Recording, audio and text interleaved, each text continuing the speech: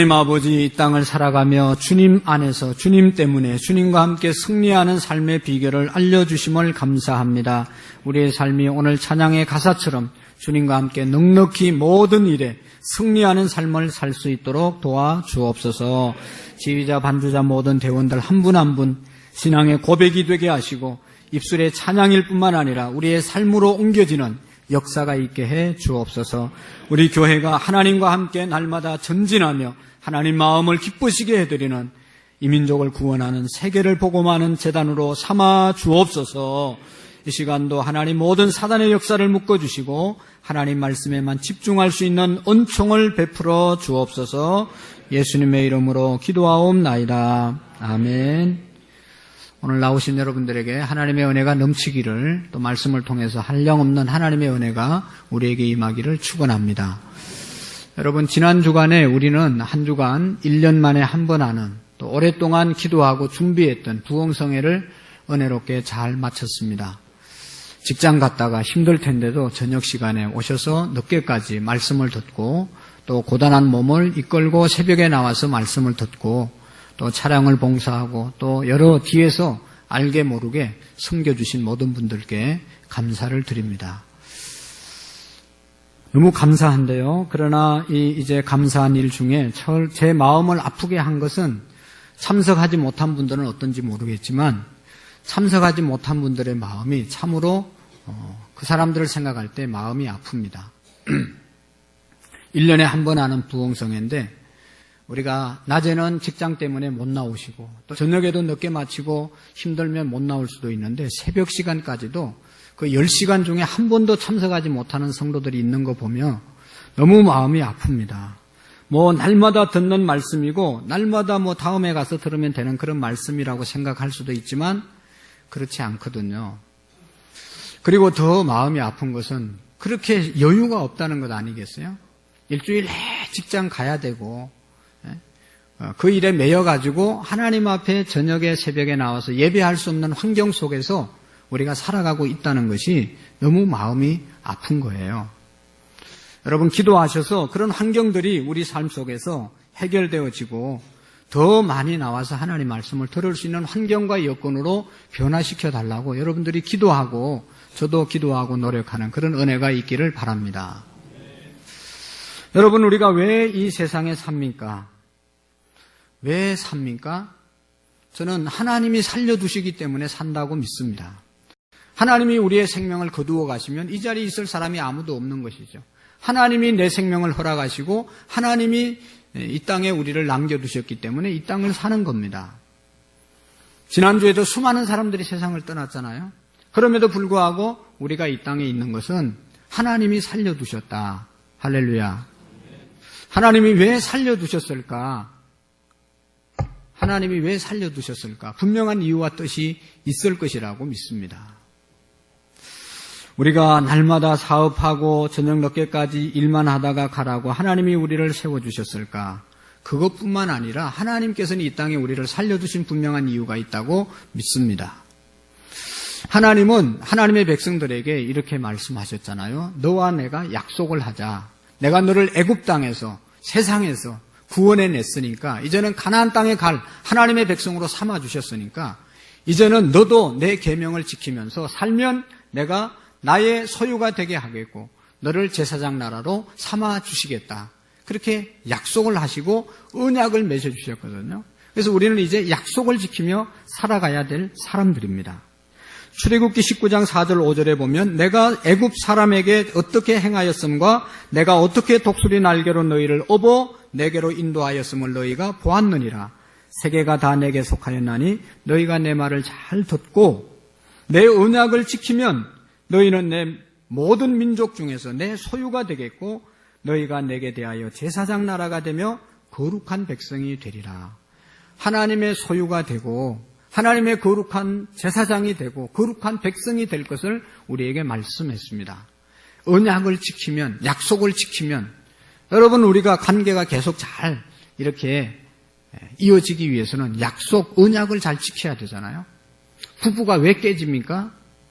결혼식 할 때 죽을 때까지 내가 아내를 사랑하고 남편을 존중하고 귀하게 여기고 이렇게 살겠습니다. 약속은 철떡같이 하고 결혼식 끝나면 언제 그렇게 약속했냐 듯이 자기 마음대로 살고 전혀 부부를 배려하지 않고 존경하지 않고 자기 마음대로 살기 때문에 관계가 깨어지는 것이죠. 언약 관계를 우리가 잘 지켜야 그 언약을 잘 지켜야 그 관계가 계속 유지되는 것 아니겠습니까?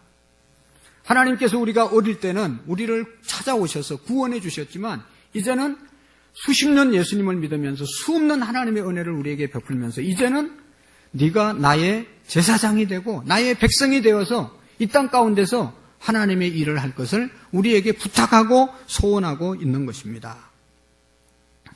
우리가 이제 하나님의 은혜를 구하고 계속해서 하나님의 축복을 구해야 되지만 더 중요한 것은 이제 받은 은혜를 가지고 하나님이 우리에게 주신 그 일들을 감당해야 될 때이다 하는 것입니다.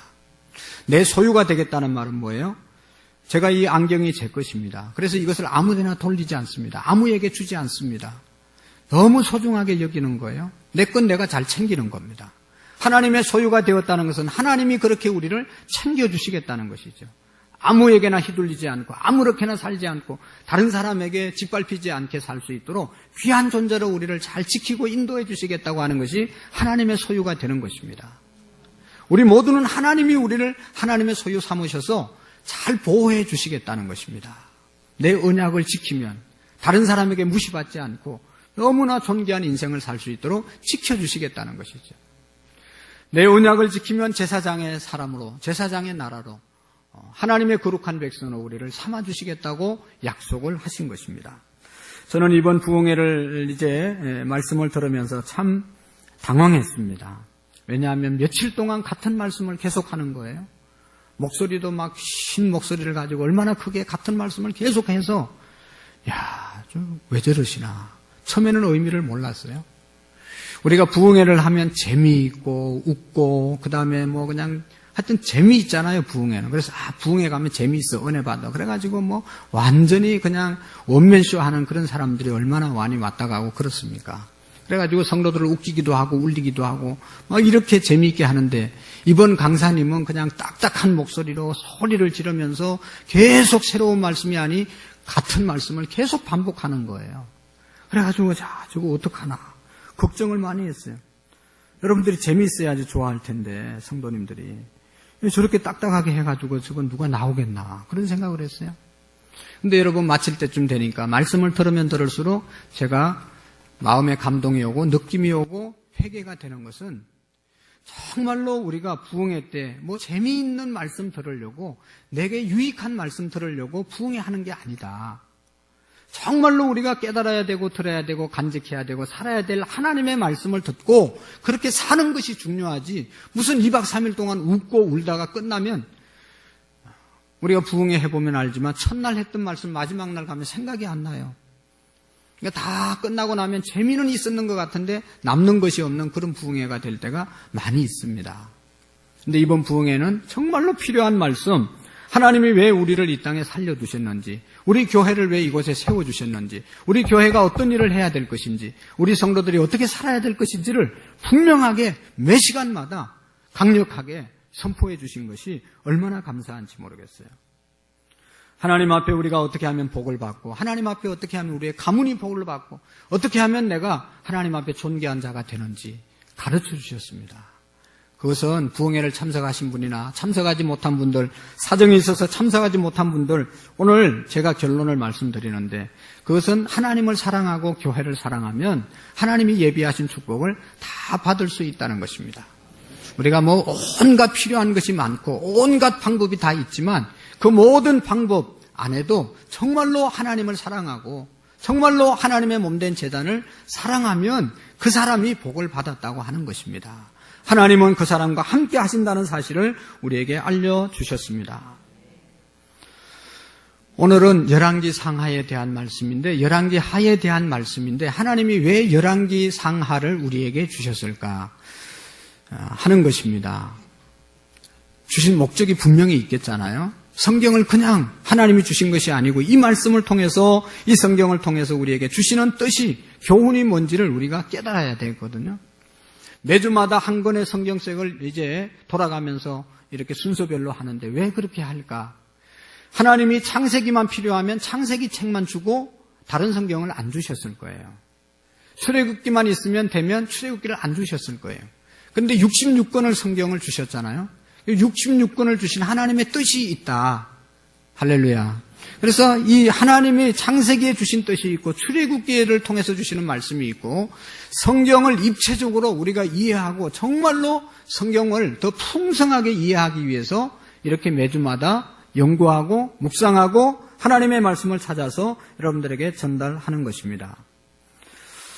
골고루 하나님이 우리에게 주신 목적이 무엇인지를 깨닫는 데 목적이 있는 것입니다. 오늘은 열왕기 하의 내용을 통해서 하나님이 우리에게 주시는 말씀을 함께 생각하기를 원합니다. 여러분, 열왕기 또 하는 한 권으로 되어 있는 책이었는데 구약 성경 중에 어느 부분에 속한다고 그랬습니까? 역사서에 속하는 책입니다. 사무엘상하, 열왕기상하, 역대상하는 역사서입니다. 특별히 이 사무엘 하의 내용은 이스라엘 백성들이 이제 사사시대가 끝나고 난 다음에 왕을 달라고 그러잖아요. 그래서 왕정시대가 시작되잖아요. 첫 번째 왕이 누구라고 그랬어요? 사울을 초대왕으로 하나님이 주셨습니다. 두 번째 왕은 다윗을 하나님이 주셨습니다. 세 번째 왕은 솔로몬을 주신 겁니다. 근데 이 나중에 말씀드리지만 또 지난주에 말씀드린 솔로몬이 왕이 되고 난 다음에 나라를 잘못 다스려서 나라가 반쪽아리가 났잖아요. 여러분, 왕으로서 자기 이후에 나라가 갈라진 것보다 더 수치스럽고 더 부끄럽고 더 불행한 일이 없는 겁니다. 내가 나라를 다스렸는데 내 뒤에 더 나보다 잘 다스리는 왕이 나라가 더 부강해야 되는데 완전히 두 동강이 나가지고 남북으로 우리처럼 이렇게 나누어진 그런 현실이 이스라엘 백성들에게 다가오게 된 것입니다. 남쪽은 유다, 북쪽은 이스라엘.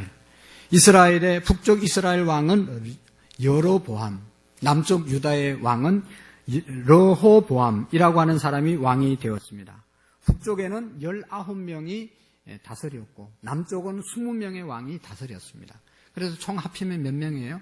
39명의 왕이 열왕기 상하에 나오고 있습니다. 그래서 열왕기 상의 내용은 지난주에 설명을 드린 것처럼 솔로몬이 왕이 되고 난 다음에 있었던 일들, 솔로몬의 행적이 대부분 차지하고 있는 것이 열왕기 상의 내용입니다. 솔로몬은 왕이 되고 난 다음에 어떻게 했습니까? 제일 먼저 한 것이 기브온 산당에 올라가서 하나님께 1000마리의 소를 제사로 올려드렸잖아요. 그전에도 할 수 없었던 일을, 그전에 한 사람이 없는 그러한 일을 솔로몬이 했습니다. 그리고 그 이후에도 한 사람이 거의 없습니다. 하나님이 솔로몬이 했던 그 제사를 받으시고 너무 감동을 받아서 하나님이 솔로몬에게 말하잖아요. 내가 너에게 무엇을 해주면 좋겠냐? 네 소원을 내게 말하라. 그렇게 말하는 것입니다. 오늘 우리가 하나님을 섬기면서 정말로 하나님을 정말로 마음에 감동시키는 일을 한 번씩 해보시기를 바랍니다. 예수님에게 마리아라고 하는 여자가 향유를 부어서 예수님의 마음을 감동시켰을 때 이 여인이 한 일이 복음을 전거하는 곳곳에 이 여인이 행한 일이 전거되어지리라 그렇게 말씀하셨습니다. 야곱도 자기 아버지 이삭의 마음을 감동해서 아버지의 축복을 다 받았던 것을 볼 수가 있습니다. 오늘 우리가 신앙생활 일평생 하면서 정말로 하나님의 마음을 감동시키는 그런 신앙의 생활이 우리에게 있어지기를 원합니다. 다윗은 하나님의 마음을 시원케 해드리는 사람이라고 성경은 말하고 있습니다. 그래서 다윗의 일생을 하나님이 책임지셨습니다. 솔로몬이 하나님께 구합니다. 구하라고 하니까 하나님, 나는 어린 나이에 왕이 되었습니다. 우리의 백성들은 많습니다. 내 앞에 왕, 우리 아버지는 성군이었습니다. 저는 아버지에 비하면 도저히 따라갈 수가 없습니다. 아버지는 성실과 정직과 공의로 나라를 다스렸고 하나님과 함께 하나님 안에서 나라를 다스려서 평강하게 다스렸는데 저는 그럴 능력이 없습니다. 하나님께 들을 수 있는 마음 주시고 들을 수 있는 길을 주시고 지혜를 주셔서 이 백성 잘 다스릴 수 있게 해 주시옵소서. 그렇게 간구했습니다. 하나님께서 솔로몬의 간구를 들으시고 또 감동을 받았잖아요. 또 감동을 받아서 성경에 보면 그것이 하나님의 마음에 들은지라. 하나님이 원하시는 것을 구했기 때문에 솔로몬에게 말합니다. 네가 구하지 않은 수도, 오래 사는 것도, 네가 구하지 않은 부도, 너의 가문도 다 책임지고 축복해 줄 것이다. 그렇게 하나님께서 말씀을 하신 것입니다. 예수님 말씀처럼 너희는 먼저 그의 나라와 그의 의를 구하라. 그리하면 이 모든 것을 너희에게 더하시리라. 하나님 나라 구했으니까 하나님이 솔로몬이 구하지 않은 오래 사는 것, 그리고 부, 건강 다 주셨다고 말씀했어요. 그래서 이 열왕기 상 10장 이전까지 10장에 가서 보면 솔로몬이 받은 복이 엄청나게 많습니다. 그래서 솔로몬이 받은 복은 전무후무한 복이라고 말씀하고 있습니다. 솔로몬 전에도 그렇게 솔로몬처럼 복 받은 사람이 없고 솔로몬 후에도 솔로몬같이 복을 받은 사람이 없다. 그렇게 이야기를 했습니다. 그만큼 솔로몬이 복을 받게 된 것입니다. 그러나 중요한 것은 열왕기상 11장 지난주에 말씀을 드렸는데 자기를 위해서 그 모든 것을 사용하게 된 것이죠. 물질을 자기를 위해서 끌어모았습니다. 이방의 나라의 첩을 700명을 데려오고 후궁을 300명을 두고 그래서 1000명의 첩을 두게 되었습니다. 자기가 사는 왕궁을 짓는데 13년 투자했습니다. 백성들을 자기 사는 왕궁 짓는데 얼마나 노동력을 많이 착취했는지 모릅니다. 그래서 하나님께서 솔로몬을 심판하시지 않습니까? 솔로몬은 자기 아버지 다윗처럼 살지 못했습니다. 그래서 버림을 받았습니다. 성경은 이렇게 이야기하고 있잖아요. 솔로몬이 마음을 돌려 이스라엘 하나님 여호와를 떠났으므로 솔로몬이 하나님을 떠났으므로 여호와께서 그에게 진노하시리라. 여호와께서 일찍이 2번이나 그에게 나타나시고 이 일에 대하여 명령하사 다른 신을 따르지 말라 하였으니 2번이나 따라가지 말라 말하였지만 듣지 않았습니다. 명령을 지키지 않았습니다. 그래서 그가 여호와의 명령을 지키지 아니하므로 내가 반드시 이 나라를 내게서 빼앗아 내 신하에게 주리라 말씀하고 있습니다. 처음에는 하나님께 마음이 향해 있었는데 갈수록 잘 살게 되니까 그 마음이 우상으로 자기만을 위해서 마음이 달라졌다는 거예요. 돌아갔다는 것입니다. 그래서 하나님의 진노, 하나님의 심판이 그에게 임했다는 것이죠. 다른 말로 말하면 처음에는 얼마나 겸손한 왕이었습니까? 하나님, 내가 첩인데 어떻게 내가 왕이 다 되었습니다. 그리고 나는 어린 나이에 왕이 되었습니다. 이 많은 백성들 제대로 다스릴 수 없습니다. 나는 출입할 줄도 모릅니다. 하나님 도와주셔야 됩니다. 하나님을 전적으로 의지하고 하나님만 바라보고 하나님을 향했던 왕이 솔로몬이었습니다. 그런데 많이 얻고 누리게 되니까 교만해지고 마음이 변질되고 그래서 하나님 버리고 쾌락과 우상을 쫓아갔던 것이죠. 오늘 우리가 여기에서 배울 수 있는 교훈 하나는 우리의 마음이 변질되면 안 된다는 것이죠. 변질되는 그런 신앙이 우리의 마음이 되지 않기를 바랍니다. 시종여일한 처음과 마지막이 같은 그런 우리의 믿음이 되기를 원합니다. 여러분 생각해 보세요. 금년이 이제 10월달 마지막 주일을 맞이했는데 금년에 세웠던 계획과 목표, 하나님 앞에 했던 약속과 결단 얼마나 잘 지키고 나가고 있습니까? 내가 금년에 이런 일을 맡았습니다. 주님, 마지막까지 잘 감당할 수 있도록 은혜 달라고 송구 영신 예배 때 기도하고 신년 예배 때 기도하고 금년 초창기에 열심히 기도했지만 그 기도했던 내용들을 지금도 잘 지키고 있느냐 하는 것입니다. 변질된 솔로몬은 결국 하나님 앞에 범죄하게 되고 하나님 앞에 버림을 받게 되었습니다. 열왕기 상하를 통해서 왕들의 사건을 통해서 우리가 배울 수 있는 중요한 교훈이 2개 있습니다. 첫 번째로는 가장 이 땅의 완전한 왕, 우리의 왕은 만왕의 왕 되신 예수 그리스도 하나님이라는 것을 우리에게 알려주고 있는 것입니다. 39명의 왕, 아니 41명의 이스라엘의 왕이 있었지만 다 하나같이 제대로 된 왕이 없었습니다. 진정한 이스라엘을 축복하고 이끌어가는 진정한 이스라엘의 왕은 만군의 여호와 하나님이십니다. 오늘 우리의 민족에 있어서 대통령이 있지만 대통령이 우리의 왕이 아니고 우리가 의지해야 될 분은 하늘에 계신 여호와 하나님인 줄로 믿습니다.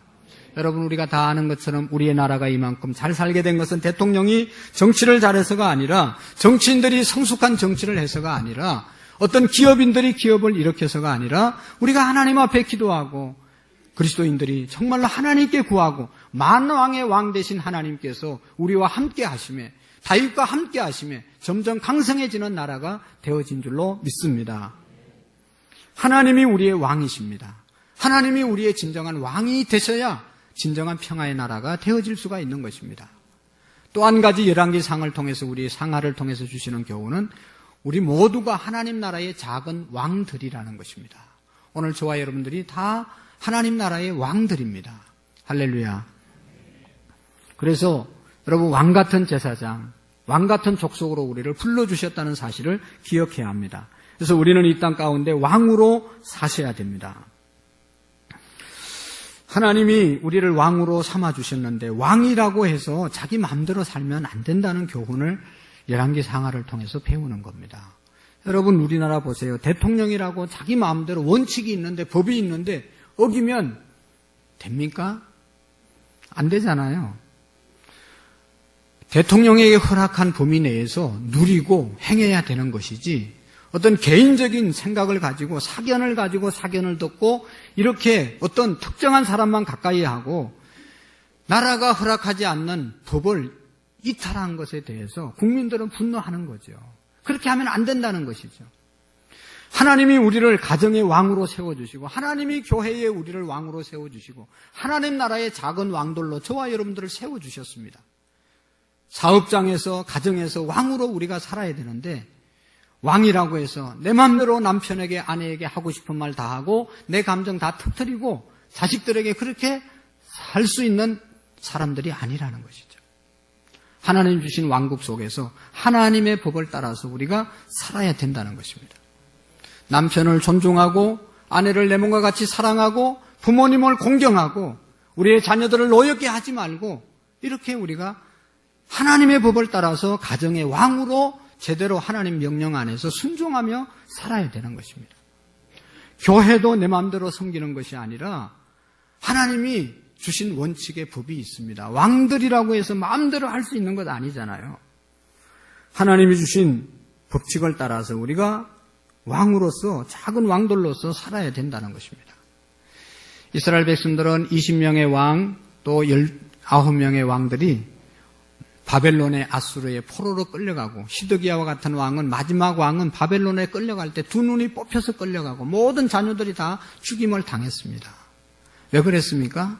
하나님이 하나님 섬기면서 하나님 말씀대로 살으라고 원칙을 주셨는데 그거 다 무시하고 자기 마음대로 살다가 두 눈이 뽑혀서 바벨론의 포로로 끌려가고 자식들은 다 죽임을 당하는 그런 비참함을 맞이하게 된 것입니다.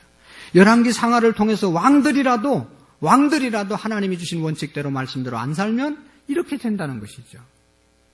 우리나라의 대통령의 권력이 얼마나 대단합니까? 그래도 언젠가는 법을 안 지키면 이렇게 들통이 나는 것이죠. 오늘 저와 여러분들이 마찬가지입니다. 하나님이 이렇게 살아라 저렇게 살아라 우리를 왕같은 제사장으로 세워주셨는데 그 원칙을 따라 살지 않으면 우리도 다 왕들처럼 이렇게 버림을 받는다는 것입니다. 사랑하는 성도 여러분, 오늘 짧은 본문을 통해서 우리에게 주시는 교훈이 있습니다. 오늘 말씀의 내용은 이런 겁니다. 아람 나라가 사마리아 성을 공격해 와서 사마리아 성을 포위했습니다. 포위한 시간이 오랜 기간 지냈어요. 그래가지고 사마리아 성으로 들어가야 될 이 물자가 먹을 음식들이 전달되어야 될 생필품이 다 끊겨버렸습니다. 그래서 사마리아 성은 더 이상 먹을 것이 없었습니다. 그래서 열왕기하 6장 25절 말씀에 보면 이런 이야기가 있습니다. 아람 나라 사람들이 사마리아를 에워싸므로 성중에 크게 줄여서 나귀 머리 하나가 은 80세겔이요 비둘기 똥 4분의 1 값은 은 5세겔이라. 또 성 안에 먹을 것이 없어서 오늘은 내 아들 잡아먹고 내일은 네 아들 잡아먹자. 그런 이야기가 나오고 있습니다. 아람 군대가 꽉 점령을 해서 외부 사람들이 전혀 못 들어가게 외부의 음식물을 전혀 공급하지 않으니까 사마리아 성에 완전히 기근을 맞이하게 되었다는 것입니다. 그래서 여러분 나귀 머리가 뭐 먹을 것이 있습니까? 살이 뭐 거기에 많이 붙어 있겠어요? 그래도 그게 은 80에 팔렸습니다. 비둘기 똥도 팔고 그렇게 했다고 그러잖아요. 비둘기 똥에 뭐 먹을 게 있겠어요? 비둘기가 이렇게 곡식을 쪼아 먹고 그것이 소화가 안 돼서 이렇게 나온 거 그거 물에 닦아가지고 그거 다시 먹으려고 비둘기 똥을 팔고 사게 된 겁니다. 그것도 괜찮은데 더 배가 고프니까 자식을 삶아서 먹는 겁니다. 두 여인이 만나서 오늘 너무 배가 고프니까 오늘은 네 아들 삶아서 잡아먹고 내일은 네 아들 삶아서 잡아먹자. 그렇게 상의를 했는데 그래서 하나들을 잡아먹었는데 그 다음날 약속했던 이 여인이 안 지키는 거예요. 그래서 왕에게 끌고 가가지고 왕께 얘기합니다. 이런 일이 있었습니다. 어제는 내 아들 잡아먹었는데 오늘은 이 여인이 아들을 안 내놓습니다. 그러면서 왕에게 고발을 하는 거예요. 여러분, 나라를 다스리는 사람은 얼마나 마음이 아프겠어요, 왕이. 너무너무 가슴이 아프겠죠. 그런 지경에 이르게 된 것입니다. 그런데요, 그 성에서 구걸을 해서 얻어먹고 살던 나병 환자 4명이 있었는데 성 안에 먹을 게 없으니까 구걸을 할 수 없잖아요. 그래서 쫓겨났습니다. 성 바깥에 성문에 앉아서 생각을 하는 겁니다. 너무 배고가 고프고 그러니까 죽을 지경이 됐습니다. 그러니까 이 나병 환자들이 생각합니다. 이제는 성 안에는 사마리아 성에는 먹을 것이 없으니까 우리를 쳐들어온 점령해온 아람 군대 진영으로 한번 가보자. 가서 우리가 항복하자. 그리고 항복을 받아주면 거기에 종으로 살든지 그 사람들이 뭐 먹을 것은 주지 않겠냐. 그 사람들이 시키는 대로 살자. 그래서 우리의 생명은 유지하자. 그러면서 이제 내려가는 겁니다. 그리고 우리를 살려두지 않고 항복을 받아주지 않고 죽이면 죽자. 어차피 앉아서 굶어서 죽냐. 그 사람들에게 이렇게 창으로 찔려서 죽나 마찬가지니까 그냥 내려가 보자. 그렇게 의견을 모으고 내려가잖아요. 해질 무렵에 아람 진영으로 내려가 보았습니다. 여러 곳에 군사들의 텐트가 쳐 있습니다. 진영이 그게 꽉 서 있는 거죠. 그래서 4명의 나병 환자들이 텐트를 들어보니까 그 안에 아람 군대들이 사용했던 무기도 있고 그들이 먹었던 음식도 있고 그들이 가져온 말도 있고 온갖 것이 다 있는데 사람들이 없어진 거예요.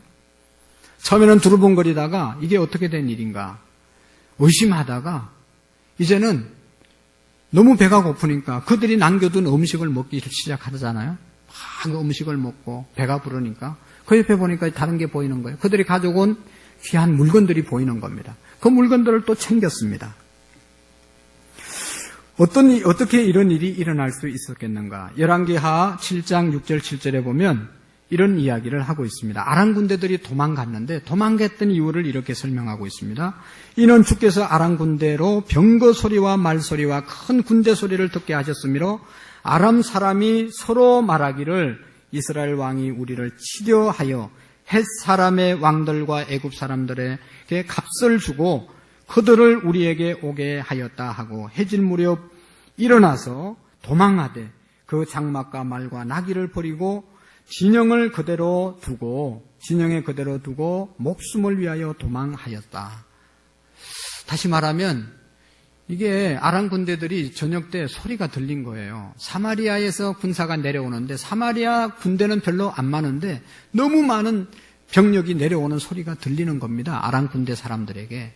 그래서 생각하는 겁니다. 아마도 사마리아 성에서 저 헷 족속의 군사들을 또 사왔나 보다. 애굽에 있는 군대들을 사왔나 보다. 그래서 연합군이 우리를 쳐들어오는구나 생각하고 혼비백산해서 목숨이라도 살리기 위해서 도망친 겁니다. 그들이 갖고 온 모든 것 놓고 도망쳤습니다.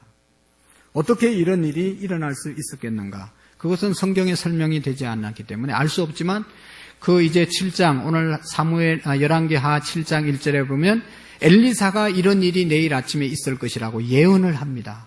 예언한 내용이 그대로 이루어지는 그런 현장을 우리가 보게 됩니다. 그래서 이 나병 환자들이 먹을 것 실컷 먹고 챙길 것 실컷 챙기고 이제 앉아서 정신이 돌아와서 생각이 되는 겁니다.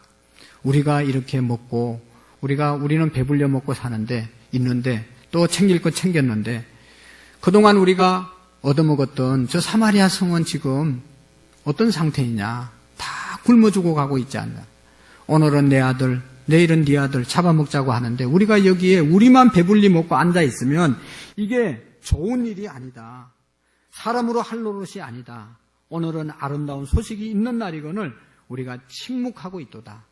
만약 내일 아침까지도 우리가 이대로 있으면 하나님께서 우리를 기뻐하지 않을 것이다. 하나님이 우리를 벌 주실 것이다. 그리고 우리가 떠나서 왕궁에 가서 알리자. 그래서 사마리아 성 지기에게 가서 이 사실을 알려줍니다. 아람 군대가 다 도망갔습니다. 이제 내려오면 먹을 게 잔뜩 있습니다. 얘기를 합니다. 이 사마리아 성 지기가 왕에게 가서 얘기를 합니다. 아람 군대들이 다 도망갔대요. 보고 하니까 왕은 그 말을 제대로 믿지 않고 그럴 리가 있냐. 아람 사람들이 그게 작전이다. 다 어디 숨었을 것이다. 그리고 우리가 먹을 것 없어서 내려가면 우리를 완전히 포위하려고 작전을 쓴 것이다. 왕은 그렇게 이야기합니다. 그러면서 왕이 얘기합니다. 그러면 한번 정탐꾼을, 수색대를 보내서 한번 수색해보고 돌아오느라. 5명의 수색대를 보내서 가서 다 살펴보니까 정말로 아람 군대가 다 도망간 거예요. 그래서 그 성에 있는 사마리아 사람들이 내려가가지고 아람 군대가 남겨둔 것을 가지고 다 먹고 살아나는 역사가 있습니다. 하나님이 하신 일인데요. 오늘 이 사건을 통해서 3가지 교훈을 받는데, 첫 번째로는 여러분, 우리가 죄를 지면 죄의 포로가 되고 죄가 우리를 이렇게 비참하게 만든다는 겁니다. 아람 군대가 사마리아 성을 포위해서 사마리아 성 안에 있는 사람들이 얼마나 비참하게 됐습니까? 먹을 것이 없어서 자식을 잡아먹는 그런 상황까지 내려가게 되는 것은 아람 군대들이 포위를 했기 때문에 그렇게 된 것이거든요. 우리가 죄를 지면 그 죄 한 번의 죄가 한 번으로 끝나면 얼마나 좋습니까? 그러나 죄가 한 번으로 끝나지 않고 또 다른 죄를 짓게 되고 또 다른 죄를 짓게 되고, 그래서 죄의 삭선, 사망이 되는 것이죠. 죄가 점점 잉태해서 우리에게 사망을 갖다 주는 겁니다. 우리가 무서워하고 우리가 경계하고 우리가 멀리해야 될 것은 다른 것이 아니라 죄라는 사실을 우리가 깊이 기억해야 합니다. 아람 군대가 사마리아 성을 포위해서 먹을 것이 없어서 나귀 머리 하나에 은 80세겔을 주고 사고 팔고 비둘기 똥을 사서 먹는 그런 비참한 상태에 이르게 된 것은 사마리아 사람들이 포위를 당했기 때문입니다. 죄를 지면 죄가 우리를 포위하는 겁니다. 죄에는 권세가 있습니다. 한 번으로 끝나지 않고 계속 반복하게 만드는 것이죠. 여러분 보세요. 이번 우리나라 사건도 그게 한두 번 해서 그렇게 들추어 난 겁니까? 계속 이대 안에서 그 딸이 계속 잘못하니까 이게 뭐냐? 그래가지고 파다 보니까 지금 이렇게 된 것 아니겠어요? 한두 번 특혜를 입고 끝냈으면 끝나는 겁니다. 그렇지만 그게 끝날 수가 없는 거예요. 요거 특혜주면 저거 특혜받고 저거 특혜주면 저거 특혜주. 점점 그러다가 이게 다 들통이 나가지고 온 나라가 창피하게 된 것 아니겠어요? 죄는 지을 때는 좋지만 결과는 우리에게 이렇게 절망과 후회와 하나님의 심판을 가져온다는 사실을 우리가 기억해야 합니다. 또 죄를 지으면 안 되는 이유가 하나님이 복을 주시지 않잖아요. 죄를 짓는 사람을 누가 하나님이 복을 주시겠습니까? 복을 받은 것 같지만 나중에 다 그것이 엄밀한 중에 집안에서 행했을지라도 지붕 위에서 모든 사람들이 알게 밝혀지는 것이 죄라고 예수님은 말씀하고 있는 거예요.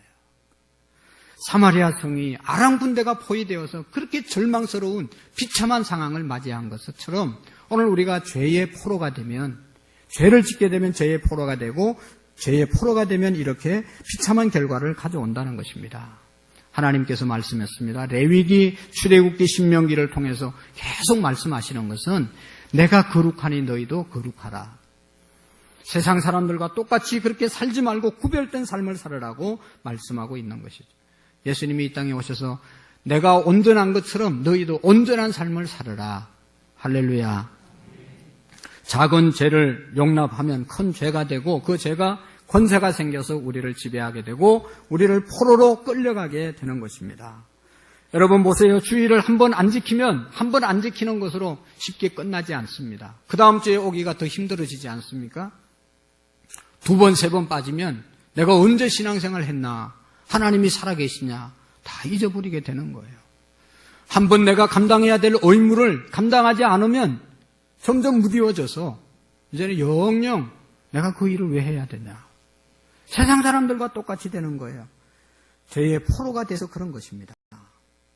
오늘 우리가 죄의 포로가 되지 않기 위해서는, 죄가 우리를 포위하지 않게 하기 위해서는 하나님 죄지지 않게 도와주시오. 기도하는 것이 아니라, 기도해서 기도하는 것이 지혜로운 것이 아니라 내가 선한 일에 쓰임받고 내가 선한 일에 우리의 자신을 드릴 때 우리는 죄와 상관없는 삶을 살아가게 될 줄로 믿습니다. 매주마다 교회 와서 청소하시는 분들이 있습니다. 아침 일찍 와서 열심히 청소하고 가고 전도하고 가고 얼마나 주의 일에 신방과 힘쓰는 일들이 많이 계십니다.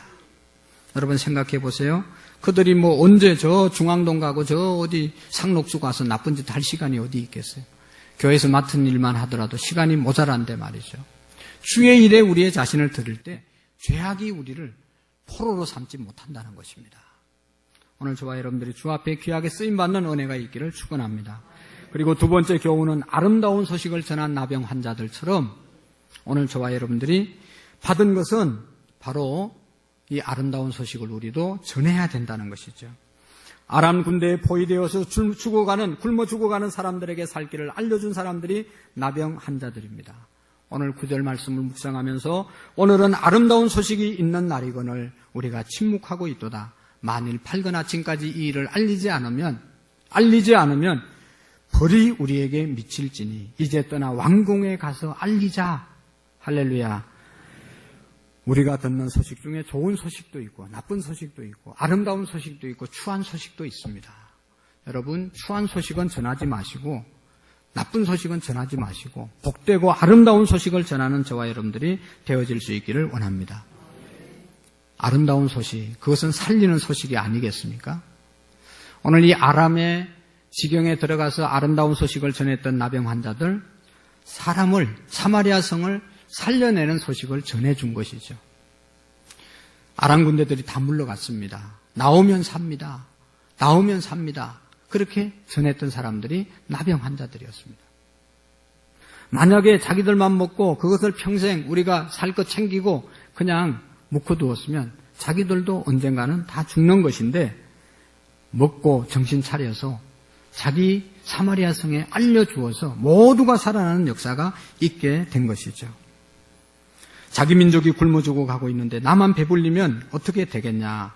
나만 은검을 모으면 어떻게 되겠냐? 이 착한 마음, 하나님이 주신 마음으로 그들을 살리는 귀한 그들이 헌신하게 된 것입니다. 사랑하는 성도 여러분, 오늘 저와 여러분들의 마음이 아름다운 마음 될 수 있기를 원합니다. 굶주리고 죽어가는 영혼들에게 살려내는 귀한 복음의 말씀을 전하는 저와 여러분들이 되기를 원합니다. 여러분, 우리가 전해야 될 가장 아름다운 말씀은 뭡니까? 모든 인간은 죄인입니다. 그 죄에 대해서 대가를 받고 그 죄의 삭은 사망입니다.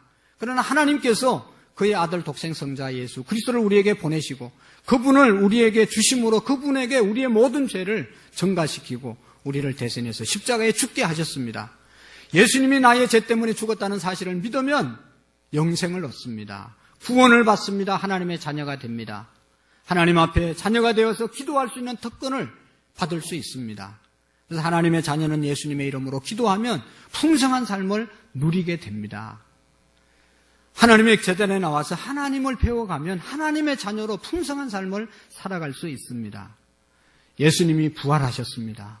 우리도 마지막 날 부활시키기 위해서 예수님이 우리를 부활의 첫 열매가 되셨습니다. 예수님의 부활을 증거하고 예수님이 성천하셨습니다. 영광스러운 모습으로 우리가 다시 세워질 날을 위해서 예수님이 성천하신 것입니다. 우리가 이 땅에 살면서 부활의 신앙으로 살고 영광스러운 모습으로 살아갈 수 있도록 예수님이 십자가와 부활과 성천을 허락해 주신 것입니다. 이 사실을 전하는 것이 바로 아름다운 복된 소식인 줄로 믿습니다. 오늘 생각해 봅니다. 제가 이 자리에 있는 것, 여러분들이 이 자리에 있는 것은 누군가가 이 복음의 소식을 전해줬기 때문에 믿고 듣고 믿게 되었고 이 자리에 있게 된 것 아니겠어요? 중요한 것은 이 복음이 내게 머물러 있으면 이건 병든 것입니다. 여러분 보세요. 우리의 몸에 얼마나 많은 혈관들이 있습니까? 머리부터 발끝까지 얼마나 많은 혈관들이 있는데 이 혈관을 통해서 건강한 사람은 계속 피가 순환되지 않습니까? 아무리 건강한 사람이라도 작은 혈관이라도 하나 딱 막히면 제대로 활동을 할 수가 없는 겁니다. 뇌에 많은 여러분 이 혈관들이 있잖아요. 딱 막히면 뇌경색이 되는 것이고 그 자리에 그 순간 쓰러지는 거예요. 그것이 터지면 뇌출혈이 되는 것입니다. 고치기가 정말로 어려운 것이죠. 우리의 신앙의 모습도 마찬가지. 하나님의 복음이 내게 들어와서 내게서 멈추어 있으면 이건 반드시 문제가 생기는 겁니다. 이게 우리의 가정으로 흘러가야 되고 우리의 다음 세대로 흘러가야 되고 우리의 자녀들에게 흘러가야 되고 나의 지인들에게 이 복음이 흘러가야 되는 것입니다. 그럴 때 우리가 건강한 신앙의 생활이 되어질 수 있는 것입니다. 오늘 우리는 해피데이를 선포하고 나가는데 다음 주에 이제 우리가 해피데이입니다. 이것을 감당할 수 있는 유일한 방법은 기도인 것이죠. 기도 안 하면 구호만 외친다고 되는 것 아니잖아요. 기도할 때 하나님이 담대함을 주시고 만날 수 있는 사람들을 붙여주시고 또 기회를 주시고 용기를 주시는 겁니다. 그래서 여러분, 이 일이 다른 사람의 일이 아니고 내게 하나님이 복 주시기 위해서 주신 기회로 믿으시고 이번 한 주간 성전 릴레이 기도를 하는데요. 여기 보니까 적어내지 못한 분이 많이 계시는 것 같아요. 못 적어냈더라도 1년에 한 번인데 정말로 새로운 한 해 우리가 맞이하기 전에 또 금년을 되돌아보면서 주중에 한 번 성전에 나와서 기도하는 것 얼마나 귀하고 소중하겠어요. 전도하기 위해서 기도하는 것도 중요하지만 우리의 가정을 돌아보고 나 자신을 돌아보고 지금 여러분 우리의 민족이 얼마나 어렵습니까? 정말로 이 풍전등화와 같은 그런 위기를 우리가 맞이했습니다. 잘된 것 같아요. 우리가 기도할 수 있도록 하나님이 허락하신 것이죠. 우리가 나와서 기도하고 저도 이제 24시간 릴레이 기도 다음 주부터 철야를 계속 할 겁니다. 7시까지 계속 기도할 겁니다.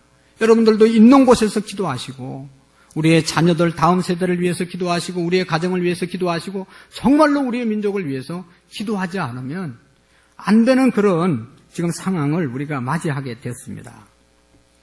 기도하면 우리가 기도한 것도 응답되고 우리가 경험할 수 있을 뿐만 아니라 내가 기도하지 않은 것까지도 좋은 일들이 일어나게 될 줄로 믿습니다.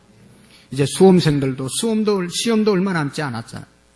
수험생을 위해서 기도해 주시고 내가 부모 내비신 자의 마음이 하나님 앞에 돌아올 수 있게 해달라고 기도하는 저와 여러분들이 되기를 원합니다. 릴레이 기도는 성전의 기도의 불을 끊이지 않으려고 하는 그런 이유가 있는 것입니다. 늘 우리가 나오셔서 여기에 명단에 적혀 있든지 적혀 있지 않든지 여러분 돌아보시고 자신을 돌아보시고 내가 이렇게 살면 되겠냐. 하나님이 주신 왕으로 세워주셨는데 내가 정말로 하나님이 세워주신 왕, 하나님이 주신 율법대로 법을 잘 지키면서 살아가고 있는지 돌아보시고 또 우리의 자녀들에게 내가 받은 복음이 잘 흘러가고 있는지 내가 받은 복음이 우리의 가정을 넘어서 우리의 모든 가족들에게 다 흘러가고 있는지를 돌아보시고 이번에 성전 릴레이 기도 또 화요일 날 있을 월삭 새벽 기도에 나오셔서 함께 기도하여 하나님의 마음을 감동시키고 이 나라의 위기를 우리가 기도로 극복할 수 있는 은혜가 있기를 주의 이름으로 축원합니다.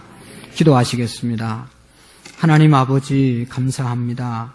무엇보다도 우리가 하나님 앞에 너무나 많은 게으름과 불신앙과 불순종으로 달려왔습니다.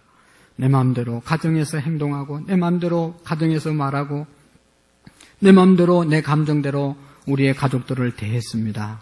하나님 아버지 용서해 주시옵시고 하늘나라의 작은 왕들로서 하나님이 주신 원칙 말씀 지키며 살아갈 수 있는 좋은 왕들이 되게 해 주옵소서.